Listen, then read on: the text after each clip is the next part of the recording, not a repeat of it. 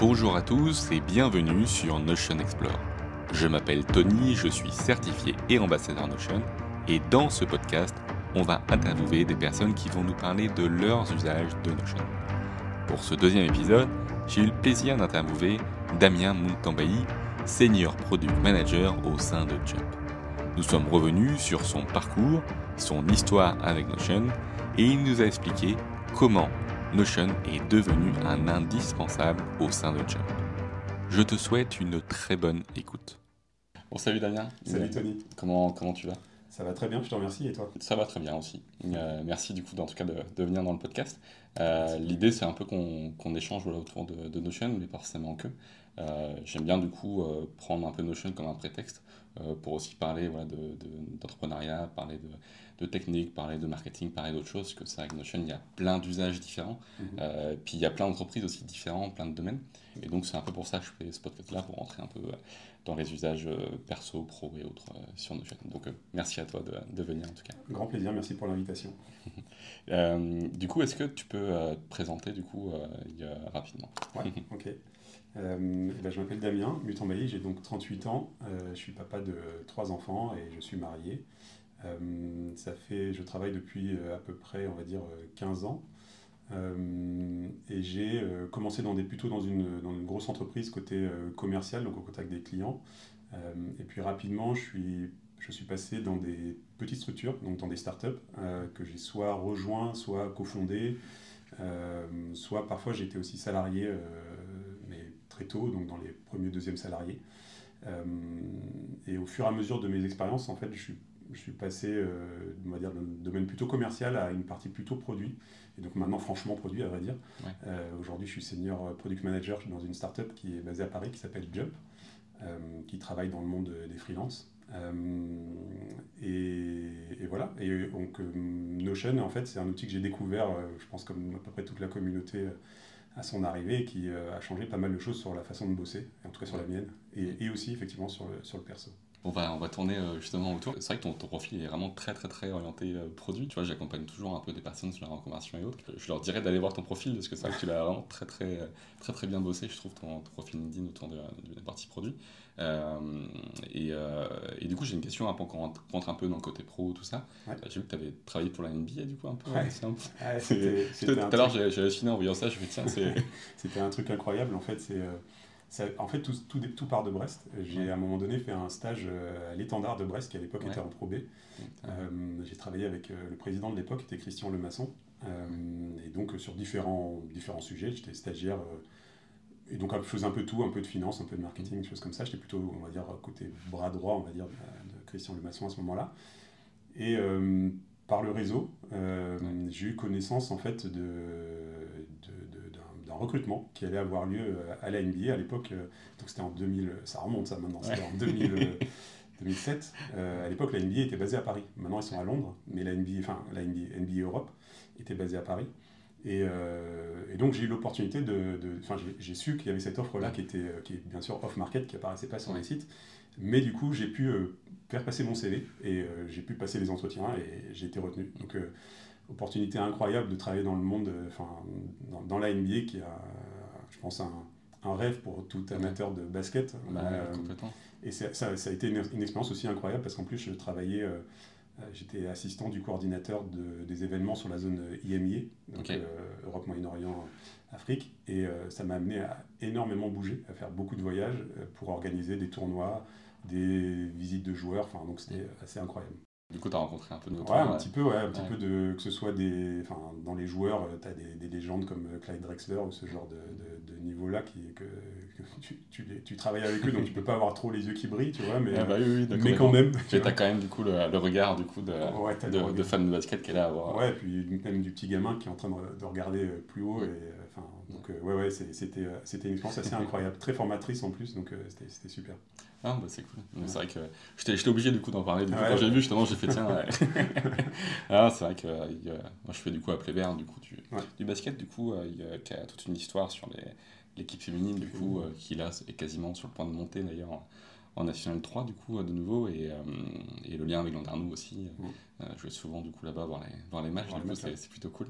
Tu disais que Notion du coup t'en es venu un peu tard, du coup enfin un peu comment ta cour d'apprentissage elle a été un peu autour de Notion. Tu dis que tu l'utilisais aussi en perso, comment Alors, ça c'est, à vrai dire, je l'ai découvert, je pense, comme les membres de la communauté, on va dire, enfin, des entrepreneurs, je pense, quand le produit est arrivé, qu'il a été lancé, j'ai commencé à m'y intéresser, mais pour le coup, là, en perso au début, parce que je ne savais pas encore exactement quel était le potentiel de l'outil. Et bon, au début, c'était des usages franchement très simples, hein, très basiques, sur des listes, des documents de travail partagés, des pages partagées, du coup.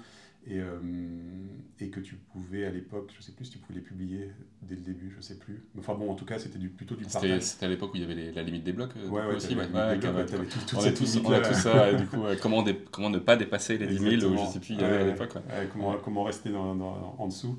Donc en fait, au début, c'était sur un usage perso. Et en fait, après, je l'ai poussé en usage pro, plutôt dans les petites boîtes dans lesquelles j'étais. Et en fait, après, assez tard, au final, je dirais que l'usage vraiment pro, un peu poussé, je l'ai eu assez tard, puisque c'est dans la boîte précédente dans laquelle j'étais, où là, pour le coup, j'ai poussé pour qu'on utilise Notion comme base centrale, comme outil central de connaissance, à vrai dire, pour pas mal de cas d'usage, mais notamment sur la connaissance. Et donc, je dirais que c'est assez récent, mon usage poussé, mais en pro, pardon. Et après, par contre, en perso, mon usage, il a augmenté, en fait, avec la découverte, avec le temps, le fait de regarder des vidéos, d'écouter, tu vois, de regarder des gens comme toi qui publient du contenu et qui montrent ce qu'on peut faire en fait avec cet outil-là. Et voilà, et donc j'ai appris comme ça. Et du coup, c'est devenu un peu. Est-ce que tu en es aussi la dernière fois quand on se disait que c'était un outil on ne sait pas comment un peu faire s'il disparaît en fait, parce que du coup c'est un peu notre indispensable un peu au quotidien, ou du coup autant sur l'appli que sur le. Est-ce que c'est ton cas aussi du coup c'est vraiment quelque chose de central du coup dans. Ouais, j'avoue que si ça disparaissait, d'un point de vue perso, ça foutrait un peu le bordel, pour être très clair. Disons qu'il faudrait retrouver un équivalent, il faudrait retrouver autre chose. Pour passer sur Evernote aussi. Ouais, voilà. Si Notion disparaissait, tu ne peux pas laisser un tel vide, je pense, maintenant. Il y a trop d'usages qui ont été créés avec cet outil-là, donc il faudrait en retrouver un autre. Et surtout, côté pro, là maintenant, je vois dans la boîte dans laquelle je suis, c'est notre outil numéro 1 devant tous, quoi. Et là, on ne peut pas bosser sans, en fait, aujourd'hui. Donc, et c'est quoi du coup votre stack, justement un peu votre environnement d'outils vous avez parce que Notion est un peu le cœur, du coup centralise un peu les choses du coup, et vous en avez d'autres autour. On a pas mal autour en fait. Donc Notion, c'est ce qui centralise. Après on va avoir un CRM comme la plupart des boîtes, qui va être lié à notre app, à ce qu'on fournit à nos utilisateurs, et aussi à Notion par certaines automatisations. On a Slack, qui est l'outil central de communication. Donc là aussi, il y a beaucoup d'automatisation avec Notion. On utilise Mixpanel au niveau du suivi des datas, quoi. On utilise Metabase aussi pour les datas un peu plus profondes, pour aller faire des analyses. Et on a qu'est-ce qu'on a après, on a pour la partie plutôt sales, on utilise notamment un outil qui s'appelle Mojo, qui permet d'enregistrer, tu sais, tous les calls, et donc de revenir dessus.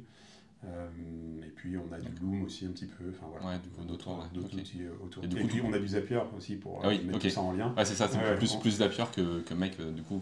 Alors on a fait les deux, parce que là aussi il y a des questions justement. On a fait les deux. On a fait les deux. On a Zapier qui fonctionne bien pour des usages relativement simples, on va dire. Et quand ça devient un peu plus poussé, ça passe un peu sur du Make. Et pour contextualiser un peu, c'est vrai que Jump, du coup, on en a parlé un peu rapidement. Est-ce que tu peux préciser un peu ce que ça apporte par rapport du coup, au côté freelance? La volonté de Jump, en fait, c'est de faire en sorte que le freelancing ou le fait d'être indépendant soit envisagé comme une carrière à long terme. Et donc, pour ça, on va apporter tout un tas d'éléments qui vont apporter de la protection, de la sécurité, tout un tas d'autres avantages sur la vie perso du freelance. Et en fait, ça vient d'un statut qu'on va utiliser, mais de différents statuts. On va utiliser notamment du portage salarial, on va aussi utiliser la coopérative. En fait, en fonction des activités, ça va être plus ou moins pertinent en fonction du freelance et de son métier. Et en tout cas, l'idée, c'est qu'il va avoir un CDI, ce freelance-là, il va être salarié chez Jump, et il va bénéficier du coup de tous les avantages dont peuvent bénéficier les salariés. Donc il y a de l'aspect protection sociale, il y a de l'aspect, par exemple, quand tu veux, on a des partenariats, quand tu veux aller, quand tu as un projet immobilier, tu veux acheter quelque chose, on a des partenariats avec des financeurs, et donc ça te permet de gérer aussi la façon dont tu veux être payé, le montant auquel tu veux être payé. Est-ce que tu veux avoir le montant max que tu puisses avoir de ton salaire pendant 3 mois, par exemple, pour justifier des bulletins de salaire très élevés, ou alors tu veux lisser ton revenu pendant 1 an, je ne sais pas, en fonction de tes besoins. En fait, on te donne toute cette souplesse-là, ça se fait via notre app. Et puis bien sûr, après, à l'intérieur de tout ça, tu as tout ce qui est gestion de frais, de frais d'activité, tu as toute la partie facturation, tu as donc la partie qui te permet de gérer ton salaire. Et voilà, et après, donc ça c'est que le début, en fait, ça ce sont les blocs centraux, mais on imagine, on est en train de travailler sur, en fait, permettre une expérience globale autour, en fait, de la vie ou du statut de vie en indépendant. Et l'objectif, encore une fois, c'est que tu puisses rester indépendant le plus longtemps que tu le souhaites, si tu en as envie. Il faut pas que ton statut, l'objectif, c'est qu'il ne faut pas que ce statut-là te gêne pour ta vie, pour ce que tu veux faire dans ta vie, en fait. Mais je ne sais pas si c'est clair dans ce que je dis. Non, mais je vois, après, du coup, c'est vrai que j'imagine un peu, du coup, les contraintes, du coup, forcément, en indé, parce que, du coup, là, c'est ma 3e période d'indé, comme je te disais tout à l'heure, en off. Et c'est vrai qu'il y a différents paramètres, c'est vrai, souvent, à prendre en compte sur le côté, la mutuelle, notamment, par exemple, qui est entrée il n'y a pas longtemps, là, ce qui est en rapport avec la retraite, ce qui est en rapport avec le chômage, sur le chômage, plein de choses. Et c'est vrai que, du coup, sur le côté sécurisant d'un système, du coup, c'est intéressant. Et ça m'avait pensé un peu à la mission aussi de Shine, du coup, qui est très, très, très, très sur le côté indépendant. Enfin, en tout cas, à la base, du coup, là, ils ont pas mal évolué à travers le temps en vrai concurrent de Conto. Mais c'est vrai qu'ils ont produit énormément de contenu autour, énormément d'accompagnement. Même, je crois qu'ils donnaient, du coup, il y avait une histoire d'une journée par mois du coup aux salariés pour être indépendant aussi. Donc c'est une volonté un peu de promouvoir un peu le côté indépendant. Et c'est vrai que vous le faites avec du coup un côté salarié un peu du coup. Tout à fait. C'est ça qui est un peu dans la proposition du coup où il y a un peu de compréhension du coup sur le comment ça s'applique du coup au cas par cas du coup. Oui, bien sûr. Et en fait, l'intérêt de ce statut de salarié en fait, et du CDI que tu vas avoir, c'est que tu vas avoir des cotisations qui vont être liées à ce statut-là, qui est malgré tout un statut particulier qui n'est pas tout à fait le même que celui que tu peux avoir en CDI, on va dire classique d'une entreprise. Là, les cotisations vont être un peu différentes, mais quoi qu'il en soit, tu vas cotiser, comme on le disait tout à l'heure, pour la retraite, pour le chômage, pour tout un tas de choses. Tu vas pouvoir avoir des arrêts, par exemple si tu veux faire un congé paternité, maternité, ce genre de choses-là, tu vas être couvert en fait pour tous ces éléments-là. Ça vient en fait de ce contrat que tu vas avoir au départ avec Jump. Et mis à part ce contrat, l'objectif c'est que tu restes totalement maître de ton activité. C'est-à-dire que tu décides pour qui tu travailles, tu décides quand tu travailles, tu décides pour combien tu travailles. C'est toi qui restes complètement maître de ton activité. Et au-delà de ça, l'avantage du contrat, c'est que ça t'enlève toute la partie administrative. C'est-à-dire que tu oublies une éventuelle compta, tout ça, c'est quelque chose que tu oublies, ça n'existe plus. Quoi.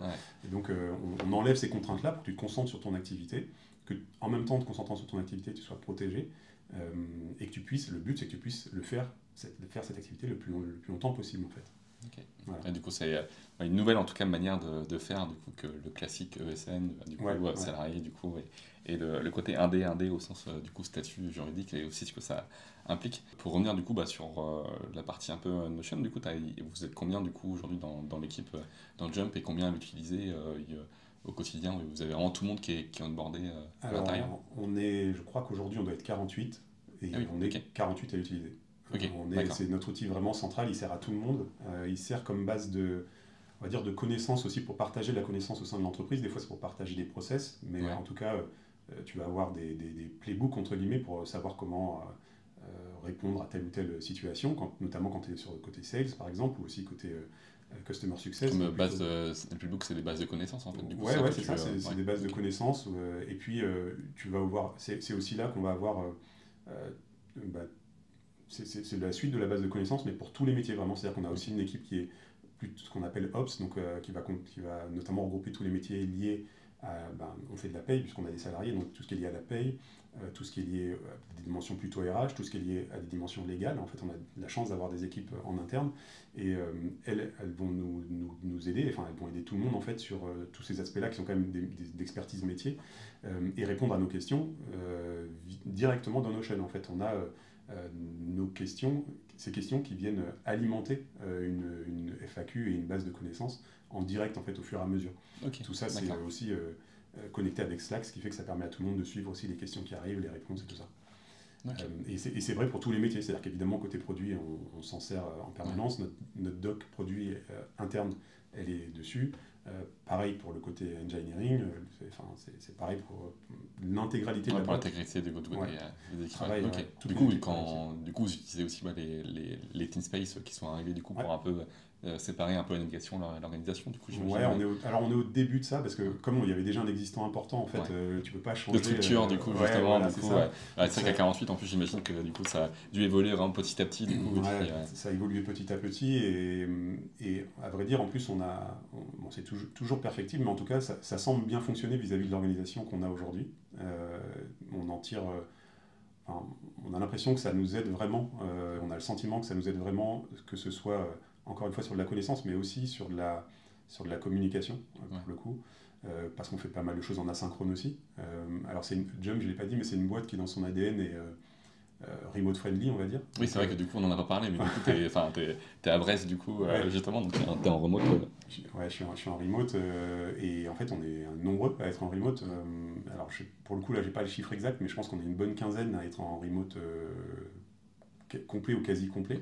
Okay. Alors qu'on fait des allers-retours de temps en temps régulièrement, on va dire à Paris, mais on est basé ailleurs, quoi. Ouais, d'où la synchronisation, enfin du coup avoir un outil en fait qui soit vraiment synchrone pour toute la com et autres. Donc là on est dans le cœur de la progression de valeur de Notion sur la centraliser et fluidifier les informations qui sont souvent en fait des freins et du coup tu l'as sûrement vu aussi par le passé tout ça sur le côté une boîte des fois une start-up encore plus du coup n'arrive pas à passer des caps parce que du coup tout simplement l'information n'est pas plus fluidement montrée à différentes personnes et c'est vrai que c'est vraiment un frein donc c'est complètement. Et ouais, non, pour le coup, tu me disais tout à l'heure, tu me demandais comment on ferait, comment je ferais si jamais justement, Pour le coup, là, dans le niveau de l'entreprise, ce serait compliqué. Là, il faudrait qu'on repense, qu'on retrouve un autre outil et qu'on soit capable de migrer en fait tout le contenu qu'on a. On a beaucoup de contenu, beaucoup d'automatisation aussi sur Notion. Des fois, encore une fois, c'est plein de petites choses, mais plein de petites automatisations, qui font que ça fonctionne bien dans notre façon de travailler. Et c'est vrai que si ça disparaissait demain, donc il y a un chantier là. Et là, il y aurait un chantier. Et justement, dans ce que tu viens de dire, justement, il y a le côté aussi dans notre manière de travailler. C'est vrai que ça, c'est quelque chose. Moi, c'est vrai que j'en parle souvent, mais c'est aussi quelque chose que pas mal de personnes disent de Notion, sur le côté. Tu fais ton propre système, ton propre système d'organisation lié à la boîte. Autant au départ, il peut y avoir un peu le syndrome de la page blanche, un peu le côté, je commence par où, et donc il faut y aller vraiment étape par étape. Et c'est vrai que le fait d'avoir ce pouvoir de créer, du coup, c'est vraiment quelque chose sur le long terme peut être vraiment très bénéficiant. Donc c'est un peu ce que toi tu ressens en fait là dans ce que tu dis. Complètement. En fait, ce qui est super avec Notion, c'est que tu as une base. Alors tu disais tout à l'heure, il y a une marche, en fait, une courbe d'apprentissage comme dans tout outil. Avant de comprendre la puissance de l'outil complètement, il faut que tu passes certaines étapes avant. Mais même dès le départ, en fait, ils ont été très malins là-dessus. Tu sais, dès le début, ils avaient des templates qui te proposaient. Donc déjà, ce système qui était fourni, des templates qui étaient fournis par Notion, même pas que tu allais chercher à l'extérieur, mais qui étaient fournis par Notion, déjà, ça te permet de tout de suite rentrer dans l'usage de l'outil et pas avoir cette peur de la page blanche, de se dire comment je vais organiser les choses et tout ça. Déjà, ils ont été très malins là-dessus. Et aujourd'hui, en plus, tu as tous les gens qui ont maintenant acquis de l'expertise, en fait, Notion, comme toi, qui peuvent t'accompagner sur la structuration de ton espace. Et puis, tu as tous les templates qui existent en dehors de Notion, qui ont été construits par des gens aussi qui avaient cette expertise-là, que tu peux soit acheter, soit des fois, ils peuvent le donner en fonction de ce qu'ils font. Et donc, maintenant, tu as quand même beaucoup de ressources qui te permettent de te dire, OK, je vois maintenant comment fonctionne l'outil. Moi, je sais que dans ma façon de travailler, j'ai plutôt besoin de ça. Et je vais aller prendre quelque chose et ce qui est super incroyable avec Notion, c'est que tu peux l'adapter encore.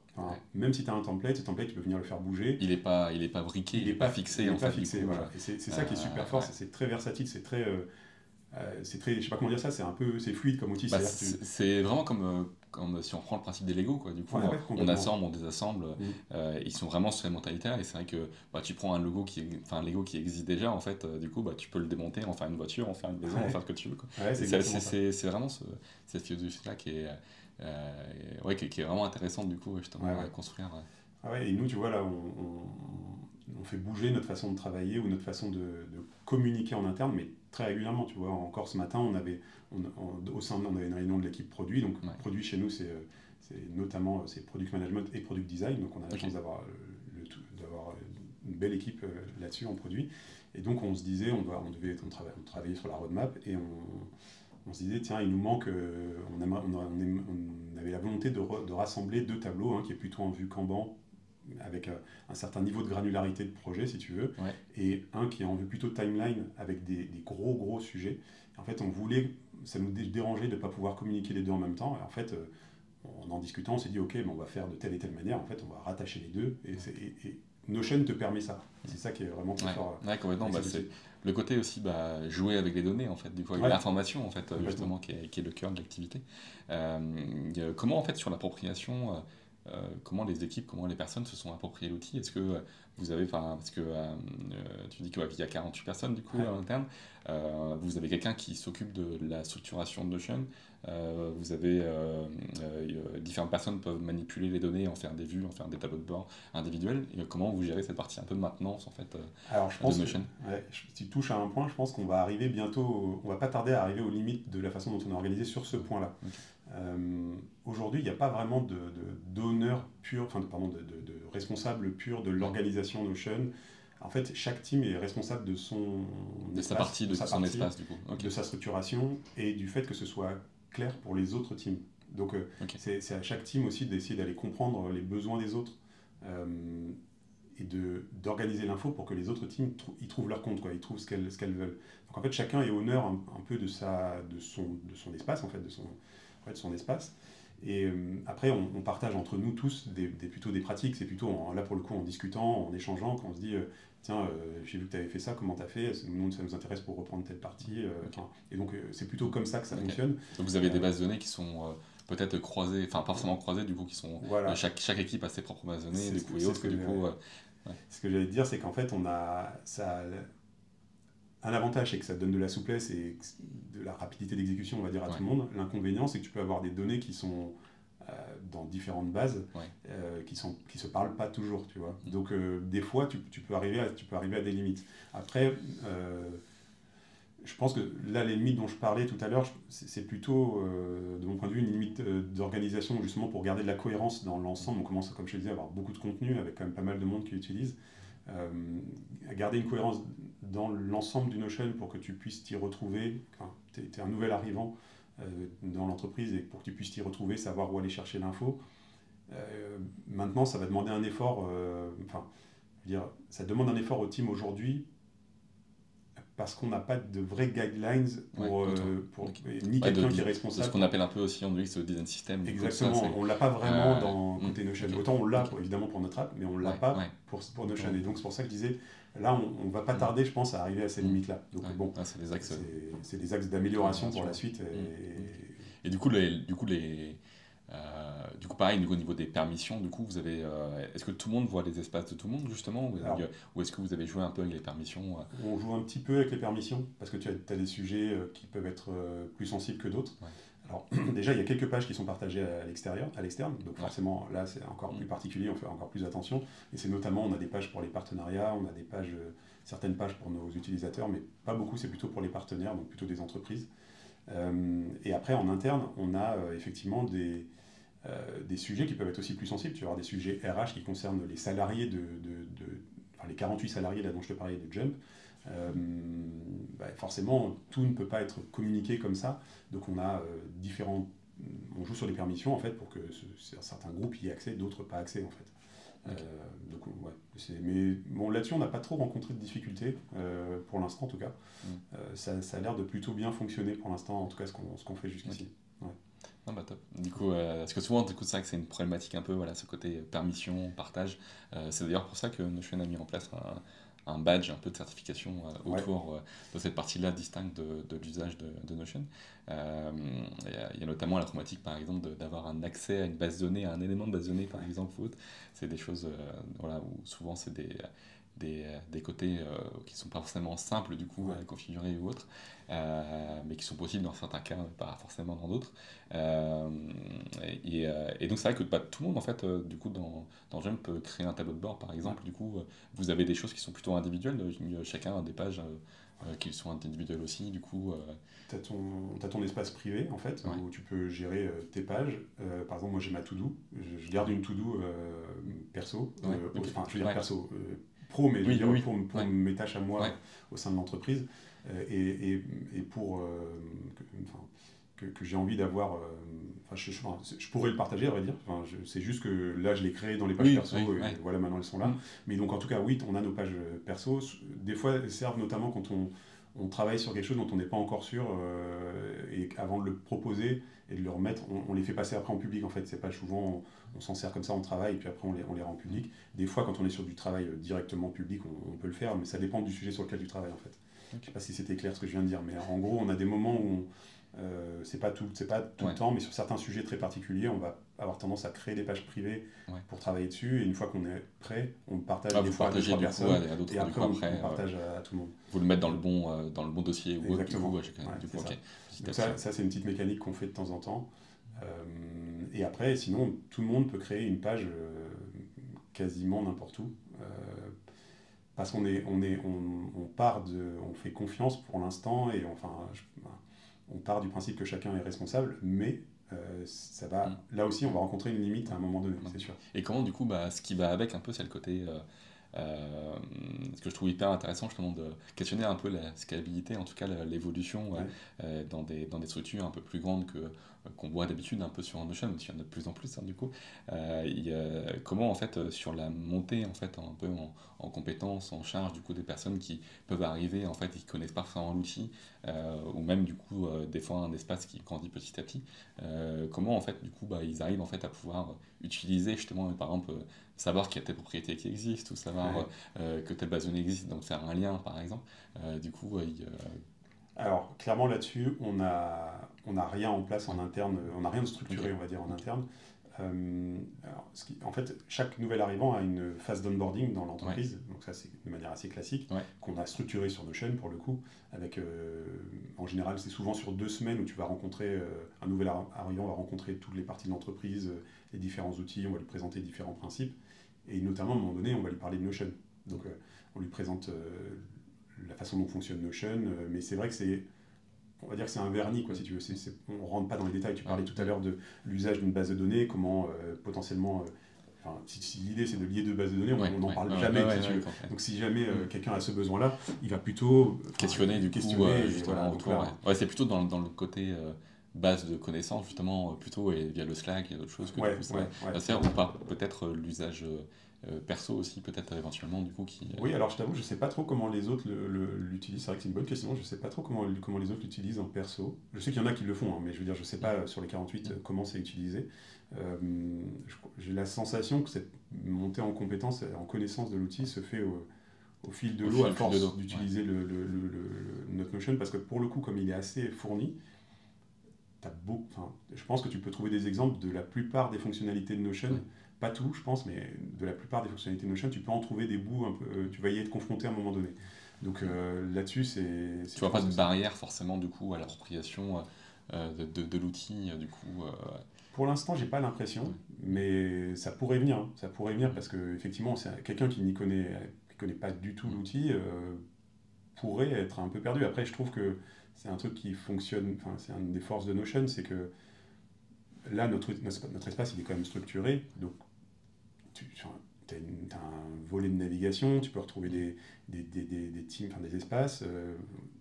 Globalement, tu vas y arriver, tu vas arriver à trouver l'info. Après, pour toi-même te dire, ok, je vais aller créer du contenu et ajouter ce contenu et savoir si c'est au bon endroit et comment je le crée, tout ça, c'est là-dessus où je pense qu'aujourd'hui, on ne forme pas les salariés de Jump, en fait, et où là on pourrait faire quelque chose, je pense, à terme, il faudra qu'on fasse quelque chose. Là, en fait, ils l'approprient au fur et à mesure, du coup. Ouais. Ça commence en fait en général, les premières choses que vont faire les gens, si je dis pas de bêtises, ça va être de poser des questions, mais même, tu vois, ça peut être de laisser un commentaire sur une page parce qu'on n'a pas compris ce qui était dit dans cette page-là. Et ça commence en général par des petits usages comme ça, et puis après, des fois, ils vont créer un contenu pour un CR de réunion, des choses comme ça, tu vois, enfin, ce genre de choses-là. Ou alors une petite page pour un doc à travailler en asynchrone, ça commence comme ça. Et puis après, ils découvrent les blocs, ils découvrent... et puis découvrir au fur et à mesure. Et puis au fur et à mesure, ah ouais, je peux faire ça. Donc tu vois, c'est... Non, mais c'est intéressant, du coup, en tout cas, d'en échanger justement, à ton retour sur ce soir. Du coup, c'est vrai que moi, je me pose souvent des questions sur cette appropriation-là. C'est vrai que c'est un sujet où souvent, quand on va parler de Notion, quand on va mettre du coup une équipe dessus, ou même par exemple quand moi je suis déjà intervenu, c'est vrai que les premières questions vont être qu'est-ce que je peux faire avec et comment je peux monter en compétence avec parce que je vois pas, en fait c'est un Word, c'est un, tu vois, voilà, mais en fait tu peux faire plein de choses et du coup c'est vrai que et puis je pose ces questions là parce qu'il y a aussi une autre manière, c'est par exemple j'aime bien aussi Monday, j'aime bien aussi ClickUp, il y en a d'autres aussi, ou Loom qui vient de passer. Alors après, tout va dépendre de la sortie du podcast, mais c'est vrai que Loom qui vient d'arriver aussi, et Loop plutôt, parce que pas confondre Loop. Et c'est vrai que c'est intéressant de.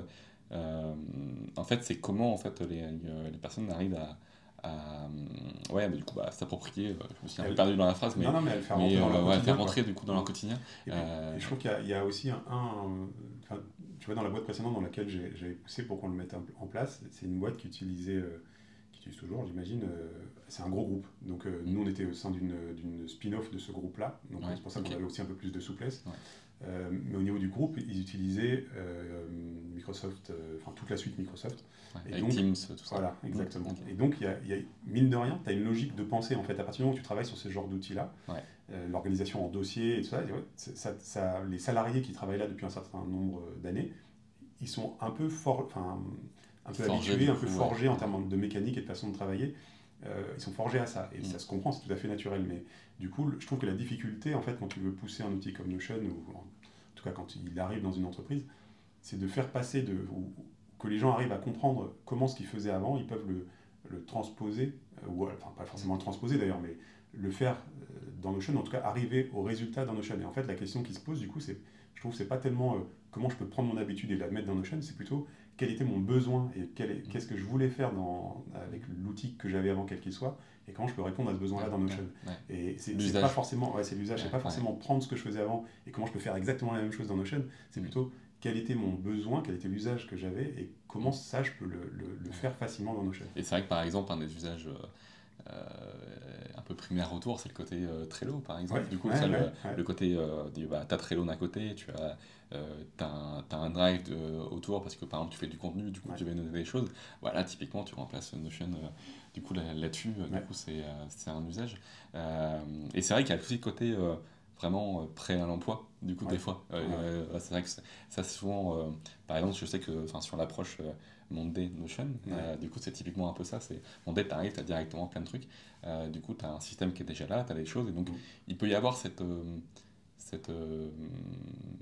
manière un peu de voir les choses dans le sens où tu peux déjà l'utiliser, tu es déjà dans un truc, et du coup pour pouvoir le modifier c'est pas forcément après simple ou tout, mais dans le premier d'abord du coup ça te semble hyper facile, donc en fait tu vas privilégier peut-être plus du coup dans ce cas-là, voilà. Et c'est vrai que du coup ça c'est ce rapport, ça me questionne un peu par rapport à Notion, le côté principal, il y a les modèles du coup, mais c'est vrai que souvent il y a... Je pense que les modèles, ils sont là pour ça, effectivement, tu as complètement raison, il y a des outils qui ont tendance à... Monday, c'est vrai, il était présent dans la boîte précédente, justement, dans laquelle j'étais. C'est vrai que tout de suite, ça te fournit, tu as pas mal de choses, quoi, donc tu te sens pas, justement, le syndrome de la feuille blanche, on va dire, tu l'as pas. Voilà, c'est clair. C'est pas possible. La courbe, là, du coup, tu l'utilises direct, c'est comme n'importe quel... Voilà, c'est ça. Sur Notion, tu as effectivement besoin de dire, bon, ok, comment je fais ? Tu es obligé de te poser un petit peu pour réfléchir, et malgré tout, je trouve que les templates, moi, au début, quand je suis rentré dans l'outil, c'est vraiment les templates qui m'ont permis de comprendre ce que permettait de faire cet outil-là. Parce qu'au début, moi, je créais une page, comme tout le monde, et puis tu découvres les blocs, mais après, tu te rends compte de ce que sont les bases, tu te rends compte de ce que tu peux faire avec ces bases, avec ces tables, et en allant voir des templates, tu te rends compte qu'en fait, ah ouais, ils ont poussé le truc en fait de cette manière, et tu te rends compte que tu peux avoir différents types de données encore au sein de ces bases, tu peux les pousser un peu plus loin, et en plus, ils améliorent ça au fur et à mesure.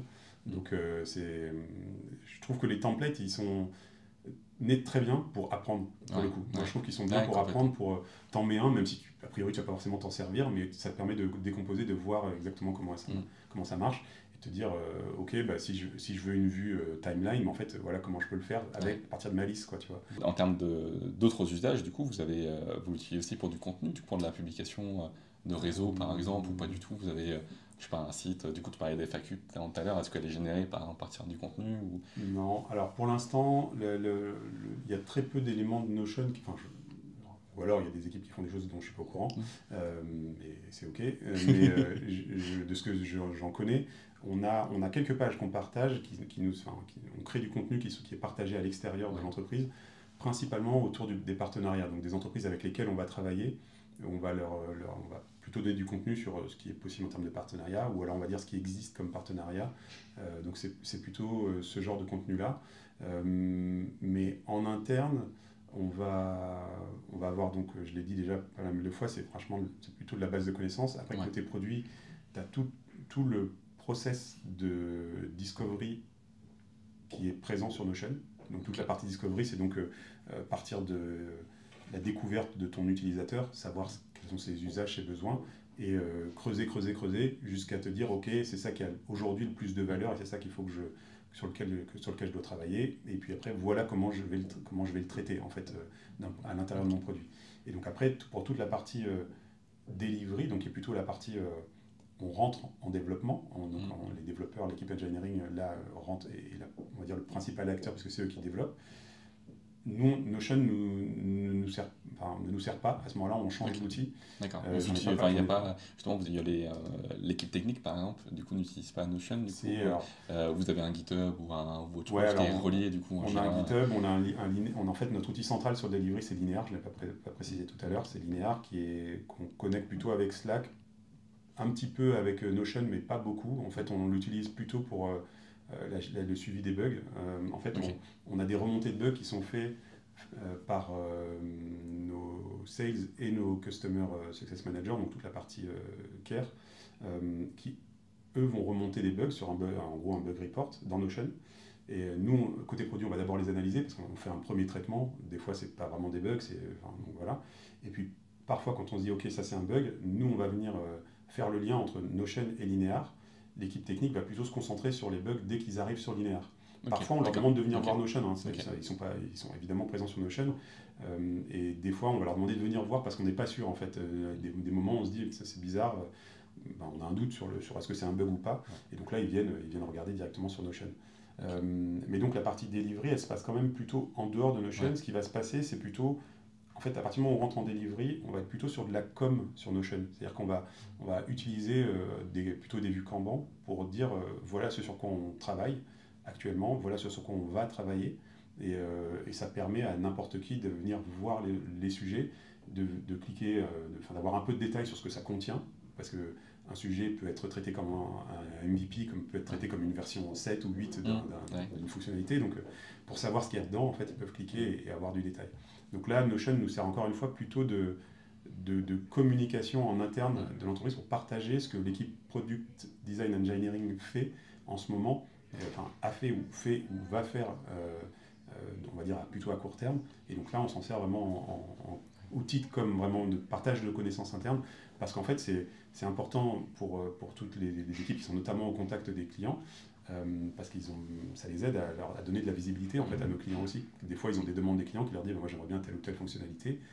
Et là, quand ils ont cette vue-là et qu'ils ont la connaissance de ce qui arrive, ils sont capables de leur répondre écoutez, oui, ça tombe bien, ça va arriver dans le trimestre qui arrive, la fonctionnalité va être disponible. Donc ça permet, ça fluidifie la transmission de l'information et ça permet à tout le monde surtout d'être autonome sur le fait d'aller chercher cette info. C'est-à-dire que nous, évidemment, on a des points de synchro, l'équipe Product Design Engineering, on a des points de synchro avec tout ce qui est toute la partie sales, toute la partie care, justement, la partie ops aussi.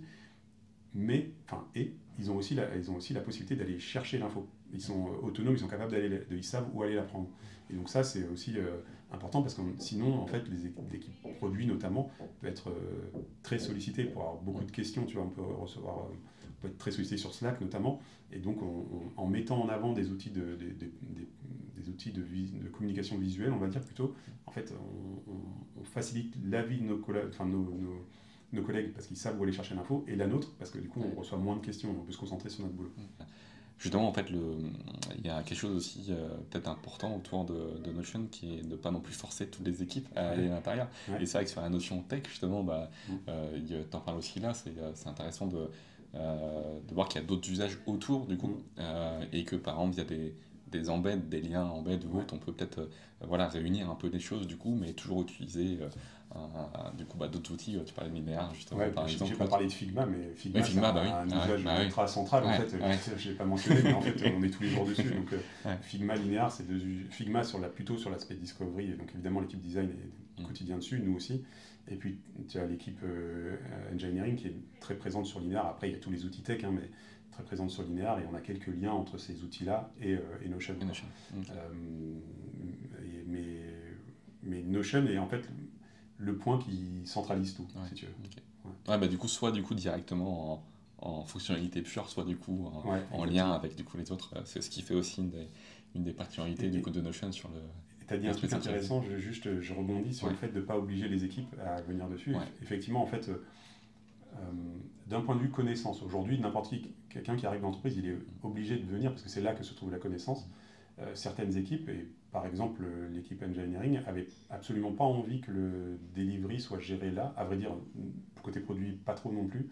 Pour le coup, en tout cas, dans les besoins que nous on avait sur le suivi du delivery, on n'arrivait pas à trouver quelque chose qui nous satisfasse, on va dire, sur Notion. Donc on est passé sur d'autres outils qui sont linéaires en l'occurrence, qui est spécialisé là-dessus.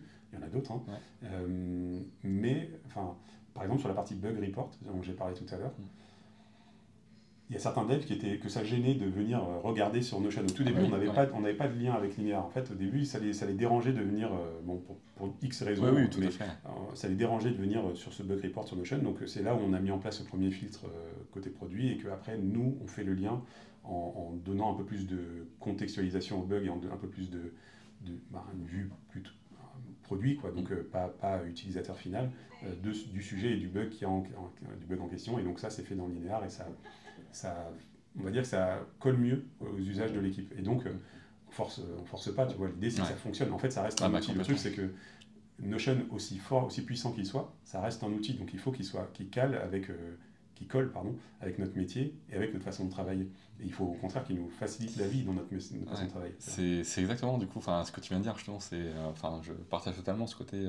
On dit que Notion permet de faire tout un tas de choses avec le système de blocs, et sur l'aspect centralisé permet de relier pas mal de choses.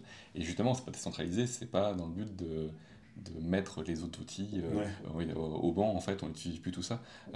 Justement, par ce côté embed, de lien où tu insères, et où tu peux construire un peu ce que tu as envie, ça permet de jouer, de communiquer bien avec l'ensemble des outils que tu as, et donc en respectant les équipes, en respectant les usages, et quitte peut-être à remplacer à un moment donné s'il y a telle fonctionnalité, mais si ça ne marche pas. Et c'est vrai que sur le côté ticketing, en quelque sorte, je comprends du coup que c'est vrai que la partie tech ne veut pas forcément aller dessus ou autre, il y a des aspects, c'est intéressant du coup. Je pense que en fait, tu peux, si tu as un usage assez simple, type Trello, tu vois, ça fonctionne. En vrai, tu peux faire complètement ça dans Notion, tu vois. Comme ça, pour moi, ça fait écho aussi à la discussion CRM. C'est pareil. C'est complètement ça, le dimensionnement. Et en fait, après, là, on arrive sur des usages qui sont poussés, en fait, que ce soit sur la partie suivi des delivery, mais par exemple sur le CRM, si on revient, on a des usages assez poussés on a besoin d'un CRM avec des fonctionnalités de CRM qu'on ne peut pas reproduire, alors, en tout cas, pas à notre connaissance, ou alors pas aujourd'hui peut-être. Ou alors avec énormément d'automatisation. Et là, tu en arrives à un autre problème. C'est ça. Est-ce que ça vaut le coup d'investir beaucoup de temps et d'argent sur automatiser Notion avec d'autres outils versus prendre un outil qui existe déjà, qui le fait déjà et dont c'est le cœur de métier. Tu vois. Et qui communique bien avec Et Notion, justement, du coup, via des embeds ou avec l'API, avec d'autres choses Exactement. en tout cas. Donc, c'est sûr. C'est une vraie question. Et justement, comme on discute un peu d'automatisation, tu en as pas mal parlé depuis le début, justement, autour. Il y a d'avoir un certain nombre d'automatisations. Et c'est vrai que la dernière fois, avec Antonin, on discutait autour de quelle est la bonne automatisation, du coup, justement, là où, du coup, t'en fais une en lien, de l'autre, t'en fais pas. Quel est, toi, du coup, ton avis par rapport à comment vous avez progressé sur l'automatisation de Notion et des outils? Pourquoi vous l'avez fait, justement Alors, pourquoi on fait une automatisation? En général, on en met une, ça va pas être non, c'est évident ce que je vais dire, mais on en met une quand il y a quelque chose de très récurrent qui doit arriver ou qui doit être fait et où la valeur humaine, il n'y a pas de valeur à ce que ce soit un humain qui le fasse, quoi. Typiquement, prévenir quand il y a, tu vois, on a un tout petit truc très con, mais quand on a un nouveau bug qui arrive, il y a un lien Zapier qui vient, une automatisation avec Zapier qui vient nous ping dans un channel Slack dédié. Ça, tu vois, il n'y a aucun intérêt à ce qu'un humain vienne prendre et dire tiens, un nouveau bug, aller regarder. Et sinon, ça oblige tout le monde à venir. Alors maintenant, tu as les notifs Notion, bon, tu pourrais faire différemment, mais bon, en tout cas, là, ça nous semble très efficace, tu vois, c'est un truc tout con. Mais en fait, dès qu'il y a un bug qui arrive, on est prévenu sur ce channel-là, que nous, on a en favori, on le voit, ok, on a directement le lien du bug, de la carte, on sait qui l'a mise, on sait quel est son titre. Grâce à l'automatisation, donc on a déjà quelques infos. Et en fonction du titre, déjà en général, on sait s'il faut qu'on y aille tout de suite, si c'est un bug genre de prod sur un sujet chaud, on sait s'il faut y aller tout de suite. Là, il y a du rouge, dessus. Voilà. Est-ce qu'on lâche tout, on y va, ou est-ce que, ok, ça peut attendre, je peux regarder ça tout à l'heure quand j'ai fini ce sur quoi je suis, tu vois. Donc, je dirais que c'est plutôt lié à la fréquence le temps que tu peux gagner autour, en tout cas, en termes de productivité. Ouais, exactement. C'est purement de la productivité, là. Je pense que dans les choix qu'on a fait, nous, c'est vraiment ça. On n'a pas de méga, en vrai, on n'a pas de méga automatisation. On n'a pas de méga automatisation. Souvent, c'est un peu le piège d'aller vraiment en profondeur dans l'automatisation en faisant des scénarios qui sont extrêmement poussés, complexes. D'ailleurs, quand on passe aussi sur Make, du coup, parce que Make permet... Non, on n'a pas, en fait, le cas de Make, c'était plus parce qu'on avait différentes apps. C'est pas moi qui l'ai fait, donc j'ai pas envie de dire de bêtises, mais de mémoire, c'est parce qu'on avait différentes apps. Et pour faciliter la communication, Make en gros nous permettait de faire un peu plus de choses et d'être peut-être un peu plus précis dans l'automatisation qu'on voulait faire, je crois. Ça marchait mieux que ce qu'on avait fait, ce qu'on faisait habituellement avec Zapier. Mais c'est vrai que sur les autos qu'on a actuellement, franchement c'est assez basique, mais c'est des choses qui nous rendent vraiment service. Et qu'on n'a pas mis 3 heures, qu'on n'a pas mis beaucoup de temps à mettre en place en fait. Non pas que ce soit un frein, ça, on pourrait très bien le faire, on a la chance d'avoir des équipes engineering en interne, donc, si vraiment il y avait une complexité technique, on pourrait le faire, mais pour l'instant on n'en a pas trop ressenti le besoin. Les seuls un peu plus compliqués, ils sont pas nombreux en vrai, ils sont pas nombreux, c'est vraiment de la petite automatisation qu'on a fait. À droite et à gauche. À droite à gauche, pour fluidifier les choses, pour prévenir les bonnes personnes au bon moment, pour... envoyer l'info d'un outil à un autre, tu vois, c'est des choses comme ça, quoi.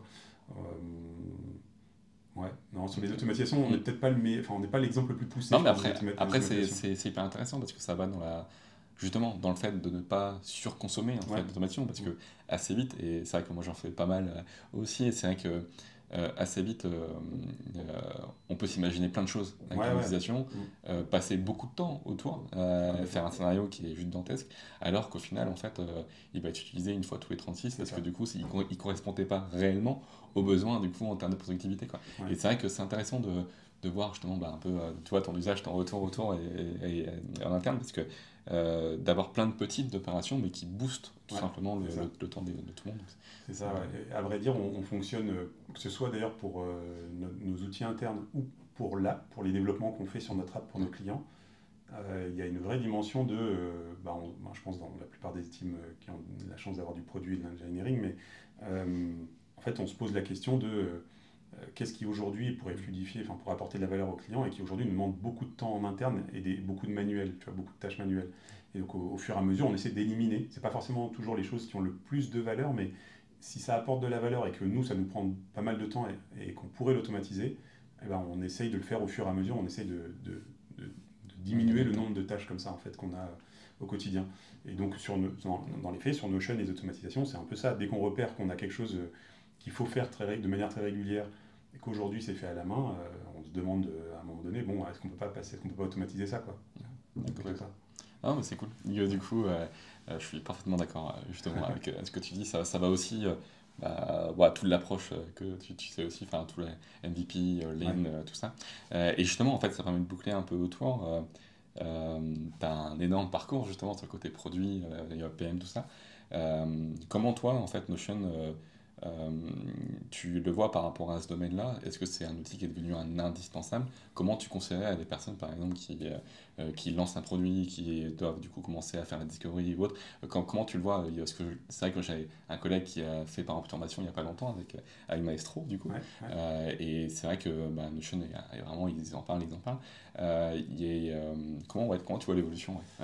Je dirais, alors, si tu démarres, comment dire ça? Je pense pas que Notion soit obligatoire. Tu n'es pas obligé d'utiliser Notion, tu peux complètement faire tout ton métier de PM sans forcément utiliser Notion, si tu veux. Enfin, de PM, pas de PM, mais je veux dire de travailler sur le développement d'un produit sans utiliser Notion.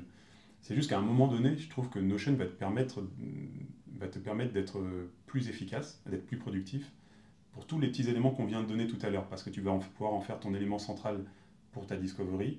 Tu vas pouvoir suivre, ou en tout cas communiquer autour de ton delivery avec cet outil-là. Tu vas pouvoir avoir ta base de connaissances au même endroit. Et ce que tu vas faire dans ta discovery, le moment où tu vas te demander, je vais dire n'importe quoi, quels sont les textes de loi. Par exemple, nous, on a un métier réglementé, donc tes collègues vont plutôt aller te dire quels sont les textes de loi qui encadrent, je vais dire n'importe quoi, mettons les frais, la gestion des frais, des choses comme ça. C'est déjà présent dans Notion, donc tu vas pouvoir le rappeler à un autre endroit de ta documentation, par exemple. Et en fait, plus tu vas construire dessus, plus tu vas gagner du temps en construisant ton produit. Donc c'est là où je vois un vrai gain. Et puis, à vrai dire, une fois que tu es devenu un utilisateur habitué, en fait, tu vas faire les choses très vite, mais je pense que c'est valable dans plein d'outils, si tu veux. Donc, je ne sais pas si ça, c'est un vrai argument. C'est juste que moi, je pense que c'est un game changer ou pas forcément, du coup, par rapport à... par rapport à d'autres. Je dirais qu'au tout début, en démarrant, je ne pense pas que tu sois vraiment obligé. C'est juste que si tu es sur un projet qui a vocation à potentiellement grossir ou alors potentiellement avoir d'autres personnes qui viennent travailler avec toi, je pense que ça va vraiment t'aider de démarrer là-dessus parce que tu n'auras pas à tout reconstruire, tu n'auras pas à tout refaire et tu vas pouvoir venir plugger d'autres choses dessus. De la manière, quand tu mets de la gestion de projet ou autre à l'intérieur, du coup, tu as des tâches, tout ça. Exactement. Et tu vois, même dans les faits, en perso, j'ai des usages très limités, mais maintenant, comme je te disais tout à l'heure, je ne saurais pas trop où je le mettrais. Tu vois, peut-être que je prendrais un Trello pour certains trucs, peut-être que je prendrais, j'utiliserais Drive, j'en sais rien, des Google Docs pour d'autres, mais tu vois, j'aurais pas cette fluidité, j'aurais pas tout au même endroit pour gérer tout ça. Et je pense que c'est vraiment ça qui permet, et que c'est pour ça que moi, si je devais démarrer aujourd'hui, je démarrais sur Notion. Mais t'es pas obligé. Mais t'es pas obligé. T'as d'autres solutions, quoi. Non, c'est intéressant. C'est intéressant, justement. Du coup, c'est vrai qu'au vu de ton profil, du coup, c'est toujours intéressant d'échanger sur l'arrivée de nouveaux outils et autres, comment du coup ils s'imposent et comment les équipes se prennent, comment de l'innovation en fait arrive du coup à ce niveau. C'est vrai que c'est toujours un questionnement, est-ce qu'il faut y aller, est-ce qu'il ne faut pas y aller, du coup. Donc c'est hyper intéressant. Après, il y a toute une partie aussi autour de Notion sur notamment le no-code. Je ne sais pas si du coup tu vois un peu tout ce qui est autour du coup. Qu'est-ce que tu en penses sur la faculté en fait de ces outils-là en fait et où Notion s'inspire de pouvoir faire en fait des produits, pouvoir faire un certain nombre de choses qui autrefois demandaient peut-être beaucoup plus de ressources techniques ou autres. Est-ce que c'est une libération par exemple de mon point de vue, qui suis un non-tech qui était formé juste sur le tas à force de travailler avec des équipes tech en fait depuis 12 ans, peut-être sur les 15. Oui, je trouve ça assez extraordinaire. C'est-à-dire qu'aujourd'hui, si j'avais eu ça en démarrant, tu vois, toutes mes petites idées, les petites side projects, tous les petits tests que j'ai pu faire, en fait, j'aurais pu faire ça beaucoup plus vite, me prendre beaucoup moins la tête et faire du test and learn très rapidement, en fait, tu vois, ce qui n'était pas du tout possible à l'époque. Pour quelqu'un de non-tech, c'était vachement plus compliqué, on va dire. Et donc, le no-code, je trouve ça super. Il y a énormément de cas, énormément d'usages où dans les faits, tu n'as pas vraiment besoin de faire du développement compliqué. Et c'est la force de ces outils-là, c'est que tout ce qui est simple, tout ce qui est, on va dire, des usages relativement simples. Alors, il y a des outils comme Bubble qui vont permettre d'aller très loin. Donc, je dis simple, il faut mettre une nuance dans ce que je dis, mais pour pas mal d'outils, vont te permettre de faire des choses assez simples, très rapidement, c'est top parce que tu as besoin, c'est pas que c'est top parce que tu as besoin de personne, mais c'est juste que ça te permet de lancer les choses très rapidement sans être dépendant d'autres personnes, quoi. Et donc c'est très bien pour venir, franchement, tester une idée, je trouve ça top, vraiment pour ça. Après, tu as des outils comme Bubble, comme je disais, où tu vas pouvoir aller chercher plus compliqué. La courbe d'apprentissage est vachement plus élevée. Bubble, pour le coup, moi j'apprends toujours, enfin, juste, j'ai pas de projet à moi perso dessus, mais ça m'intéresse comme outil parce qu'il est quand même très puissant, et donc c'est pour ma culture perso en fait que je l'utilise. Je trouve que la courbe elle est élevée, avant d'être à l'aise, il faut quand même pas mal travailler. Et donc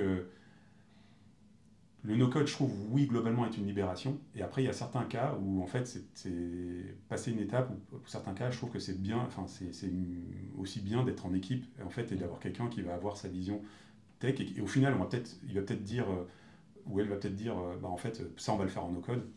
Et puis, cette partie-là, en fait, on va être obligé vis-à-vis de nos usages, ou de nos besoins, ou de ce qu'on veut faire, en fait, on va devoir la développer in-house, quoi. Enfin, en propre, je veux dire. Mais globalement, je trouve que je trouve ça top. Tu vois, je me revois en mode fin d'études. Je me dis, si j'avais eu tout ça, je trouverais ça extraordinaire. Tu vois. Je trouve que c'est une vraie chance aujourd'hui d'avoir ça. Ouais, carrément. Du coup, c'est vrai que je partage totalement ton avis. C'est vrai que pour avoir accompagné aussi différentes personnes autour de projets et autres, c'est vrai qu'on voit les différences du coup par rapport à il y a 15 ans du coup sur le côté la mise en production rapide du coup le fait d'aller on a vu combien du coup de porteurs de projets du coup d'entrepreneurs vouloir se lancer et ne pas mettre leurs produits devant du coup les utilisateurs alors que parce qu'il y avait 6 mois parce qu'il y avait un an pas de développement plein de choses alors qu'aujourd'hui en 2 clics, en 3 trucs, tu as en fait une grille en fait, d'outils aussi, de manière avancée, aussi débutant. Je pense notamment par rapport à un Tally, tu vois, il y a un Tally pour du formulaire, du coup, qui permet de faire énormément de logique aussi à l'intérieur et autres. Tu peux faire des simulateurs avec, qu'auparavant tu faisais de demander à des personnes de le faire. Et tu vois, là je repense, moi, quand j'ai commencé, Bookbeo, notamment la première boîte, on travaillait sur quelque chose d'assez avancé. C'était de la réalité augmentée déjà il y a plus de 10 ans, donc tu vois, c'était un peu trop tôt presque, probablement trop tôt pour les usages. Le time to market n'était pas bon, mais maintenant la boîte a évolué et c'est cool, mais en tout cas on travaillait sur des usages mobiles, systématiquement mobiles. Aujourd'hui, à l'époque tu pouvais pas faire, il n'existait aucun outil qui te permette tout seul, sans connaissance, de sortir quelque chose, de sortir une app mobile, même une PWA, une app web, on va dire, tu pouvais pas la sortir comme ça. Aujourd'hui, tu prends un Adalo, tu prends je sais plus quel est le nom de... Un Glide, Glide, Goodbarber, ce genre de truc-là. Si tu vas très, très rapidement être capable de sortir une app qui ressemblera à une app, qui sera fonctionnelle et que tu pourras déployer sur un store. Pour pas grand-chose, quoi, en termes d'argent, de temps. C'est rien, alors qu'effectivement, nous, à l'époque, pour financer il fallait financer justement ces projets-là, tu vois, et c'est là où je trouve que c'est vraiment très puissant, parce que tu gagnes un temps et de l'argent en plus, vraiment de manière significative. Puis je trouve que moi ça te forme aussi à l'esprit lean aussi, complètement. Parce que du coup, vu qu'il faut prioriser, il faut fixer du coup une fonctionnalité, un MVP qui fonctionne bien, du coup tu vas forcément réduire les choses puisque tu produis toi-même. Donc en fait, le fait de voir comment construire, c'est comme, je vois un peu l'analogie quand... sur des personnes en reconversion que j'accompagne par exemple, sur des ateliers par exemple de développement, du coup, ces personnes qui découvrent justement le développement, ils vont voir qu'en quelques lignes, ils vont produire un résultat. Et du coup, c'est un peu comme quand le maçon pose des briques, du coup, construit une maison. En fait, mais ça les... il y a des étoiles, en fait, ça change pas. Et du coup, c'est un peu la même chose du coup, quand tu passes du côté builder, justement, en quelque sorte. C'est hyper intéressant, je trouve, les choses en cours. Et il y a un autre domaine, et du coup, on pourra terminer tout autour de ce sujet-là, c'est parce que du coup, ça implique aussi Notion, c'est l'IA, du coup, qu'on entend parler de manière stratosphérique. Alors, moi, j'ai un petit biais autour, c'est vrai que je trouve que on a quand même une énorme bulle dans le numérique autour, et l'IA vient se rajouter avec énormément d'actualités tous les semaines, tous les jours, et donc il y a une bulle qui se construit quand même, je trouve, assez énormément à l'intérieur. Par contre, il y a des usages complètement stratosphériques et qui permettent de gagner énormément en productivité. Mais c'est vrai que ça pose la question d'aller trop vite dans les choses. Et du coup, comment vous, du coup, justement, comment en interne, du coup, par rapport à Jump, vous suivez déjà l'IA, vous avez déjà testé Notion AI, par exemple? On l'a déjà testé. Alors, côté produit, bizarrement, pas tant que ça dans nos usages produits. Par contre, ça a été testé à d'autres endroits. Et par exemple, dans les RH, il y a des moments où en fait, ils faisaient des tests. En fait, pareil, on a plein de réglementations, on va dire, autour de. On est un gros employeur en fait aujourd'hui. On a presque 1000 salariés, tu vois. Donc, c'est vrai que je peux poser la question tout à l'heure, mais c'est vrai que oui, effectivement, ça. Donc on commence à avoir du monde. Et en fait, avec ça, forcément, vient de la réglementation. Et en fait, on a testé Notion AI sur la production de certains contenus réglementaires et ça marche très très bien. Et ça marche aussi très bien ça a très bien marché aussi sur la création, on va dire, de canevas, enfin je sais pas comment dire ça, de squelettes, on va dire, d'offres d'emploi, d'offres de job aussi. Côté RH, ils ont testé ça aussi. Genre de modèle en fait. Ouais, genre de modèle, et là-dessus, ça a très bien marché. Je trouve que ça marche bien aussi quand alors on l'a pas, enfin, en tout cas, je crois pas que les teams côté market l'aient utilisé, Notion AI, mais moi j'ai fait des tests perso. Je trouve que ça marche très bien aussi sur t'aider à amorcer la création d'un contenu, que ce soit sur du script, que ce soit sur bon, ça c'est classique, hein, mais le contenu d'un article que tu veux écrire, en fait, ça peut te faire gagner vachement de temps, ou en tout cas ça peut tu vois, il y a des trucs un peu surprenants sur le côté, tu sais, ils ont la fonctionnalité make longer, le permet de ton texte, et puis il te l'agrandit.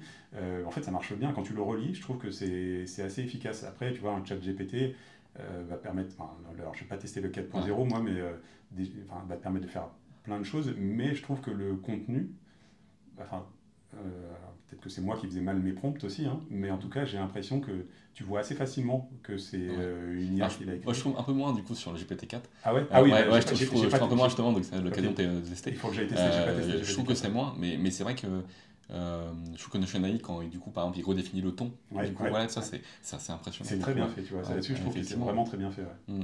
Et nous, on l'a pas intégré encore vraiment dans notre quotidien. Il y a, comme je disais, les RH. Je pense qu'il faudrait que j'interroge le market, je sais pas ce qu'ils ont fait là-dessus.